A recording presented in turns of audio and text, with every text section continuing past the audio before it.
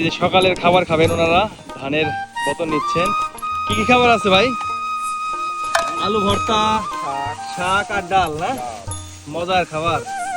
সকালবেলা এই খাবার খাবে সবাই। এই যে ধানের বোতল চলছে, সবাই একসাথে মিলেমিশে খাবার খাওয়া হবে।